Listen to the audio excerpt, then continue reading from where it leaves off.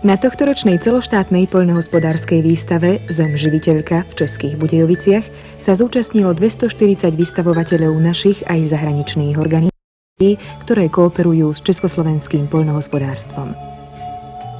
Najprv sa pozrime trochu do histórie prostredníctvom starých poľnohospodárskych strojov zo zbierky Inštitútu výchovy a vzdelávania Ministerstva poľnohospodárstva a výživy Praha, Stredné odborné učilište Boskovice. Stojatý mobilný parný stroj je vzácnou ukážkou vtedajšej parnej techniky, ktorá slúžila na pohon prvých poľnohospodárskych strojov.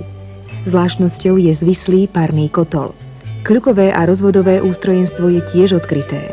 Na reguláciu otáčok sa používal vatov odstredivý regulátor. Palivom bolo drevo alebo čierne uhlie.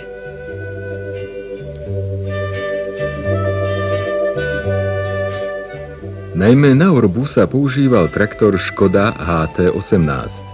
Na štartovanie používal benzín, po zohriatí bol pohonnou látkou petrolej. A teraz už k súčasnosti. Samochodný postrekovač je výrobkom talianskej firmy Agrotechnica. Podľa druhu namontovaného agregátu môže slúžiť na plošný postrek všetkých poľnohospodárskych plodín, napríklad pesticídmi, kvapalnými hnojivami a podobne. V tejto úprave slúži na ošetrovanie chmeľu. Tryska určuje množstvo dávky vody. Ventilátorom sa reguluje šírka a výška postreku, ktorá dosahuje 15 metrov. JZD Víťazný únor Želatovice predvádzalo na výstave jednotku na sadenie balíčkovej a jednokoreňovej zeleniny. V priebehu hodiny vysadí až 4000 kusov rastliniek. Sadba sa súčasne zavlažuje vodou a prítlačnými kolesami je zahrnutá do pôdy.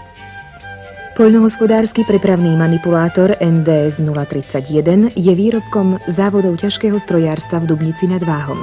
Slúži na dvíhanie a prepravu bremien do celkovej hmotnosti 2600 kg. Vyznačuje sa jednoduchou obsluhou. S maximálnym zaťažením má povolený zdvih do výšky 4,6 metra pri vyosení pol metra.